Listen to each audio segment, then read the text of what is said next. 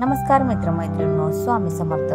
पितृदोष निवारणासाठी पितृपक्षात कोणते उपाय करावेत? पितृपक्ष हा भाद्रपद महिन्याच्या शुक्ल पक्षाच्या पौर्णिमेपासून सुरू होतो व अश्विन महिन्याच्या कृष्ण पक्षातील अमावस्येला पितृपक्ष संपतो. हिंदू धर्मात पितृपक्षाला अत्यंत महत्त्व असते. या काळात आपल्या पितरांच्या आत्मशांतीसाठी पूजन केले जाते. तसेच काही उपाय देखील करतात. या उपायाने आपला पितृदोष नाहीसा होतो अशी मान्यता आहे. पितृपक्ष हा 15 दिवस असतो. यामध्ये प्रत्येकाच्या पितरांचे पूजन तिथीनुसार केले जाते.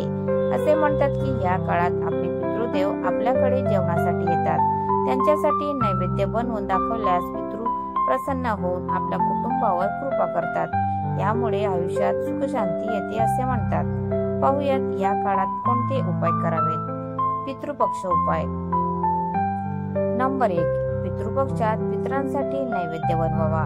यामध्ये अनेक प्रकारच्या भाज्या, खीर, पुरी, चपाती, काही जण पुरणपोळी बनवतात.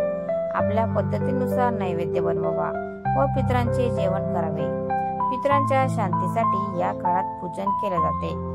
नंबर 2. ब्राह्मणाला बोलावून आपल्या पितरांची पूजा व तर्पण या काळात केले जाते. पितृशांती करण्यात येते.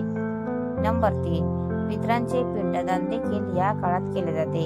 यामुळे कोणत्याही प्रकारच्या समस्या येत असतील तर त्या नष्ट होतात असे मानले जाते. नंबर 4. पिंपळाच्या झाडाला पितृपक्षात तुम्ही रोज तुपाचा दिवा लावू शकता. तसेच नियमित 7 किंवा 11 प्रदक्षिणा पिंपळाला घालाव्यात. याने देखील पितृदोष कमी होतो असे म्हणतात. नंबर 5. पितृपक्षात पक्ष्यांना धान्य टाकावे असे मानले जाते, कारण आपले पितृ हे कोणत्याही पक्ष्यांच्या रूपात येऊन खाऊन जातात असे म्हणतात. त्यामुळे पक्ष्यांना, जनावरांना चारा द्यावा. नंबर 6. गायीला देखील अनेक जण या काळात नैवेद्य दाखवतात. तसेच कुत्र्यांना पोळी खाऊ घातल्याने देखील पापांपासून मुक्ती मिळते व पुण्याचे काम आपल्या हातून घडते असे म्हणतात. नंबर 7. पितृपक्षात दान करण्याला देखील अत्यंत महत्त्व आहे. या काळात तुम्ही गरीब गरजू व्यक्तींना अन्नदान करू शकता.